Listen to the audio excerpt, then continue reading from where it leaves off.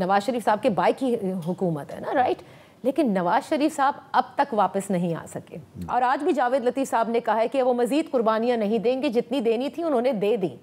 کیا ریزن آپ سمجھتے ہیں؟ ہر میٹنگ کا حصہ آپ رہے ہیں، کیا ایسا ہوا ہے کہ نواز شریف صاحب کی واپسی بھی ابھی بھی ناممکنات میں سے ہے؟ کیا اتنے ریلیشن خراب ہوئے ہیں؟ دیکھیے، میں اور شاید خاقان صاحب نے یہ بات اوپنلی بھی کہی ہے، میں بھی بار بار کہتا ہوں کہ یہ وقت آ گیا ہے کہ ہم سب لوگ اپنی غلطیوں کا احساس کر لیں۔ میرے خیال میں اس کے راستے میں صرف ایک چیز رکاوٹ ہے، وہ یہ ہے کہ وہ جس عدلیہ نے وہ فیصلے دیے تھے، اس عدلیہ میں تھوڑی سی ہچکچاہٹ ہے یہ ماننے میں کہ ہم نے یہ غلط فیصلے دیے تھے، حالانکہ یہ اب ہر شخص کو پتہ ہے۔ اچھا، مطلب اب تو خود جو وہ سزا دلوانے والے تھے میاں نواز شریف کو، میرے خیال ہے خان صاحب نے بھی کہہ دیا ہے کہ یہ میں نے تو نہیں کیا تھا، یہ کسی اور نے کیا تھا۔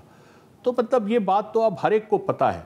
تو بات یہ ہے کہ یہ بات اپنی جگہ پہ ٹھیک ہے کہ اگر ایک فیصلہ ہر ایک کو پتہ چل گیا ہے کہ کس طرح کرایا گیا، کیسے کرایا گیا، تو اس پروسیس کو کیا پھر ضروری ہے کہ وہ شخص جو 3 مرتبہ پاکستان کا وزیر اعظم رہا ہے وہ دوبارہ آ کے ایک مرتبہ کسی کی انا کی تسکین کے لیے جیل میں جائے؟ جب آپ کا جوڈیشل سسٹم یہ پک اینڈ چوز کے نظام پہ چلے گا، جب کسی کے لیے کوئی اور قانون ہوگا اور کسی اور کے لیے کوئی اور قانون ہوگا، کسی اور کے لیے عدالت کی زبان اور ہوگی اور کسی اور کے لیے عدالت کی زبان اور ہوگی، تو پھر یہ ڈیمانڈز بھی آئیں گی۔ کہ civilian supremacy on foreign policy, یہی وہ غلطی تھی نواز شریف صاحب کی؟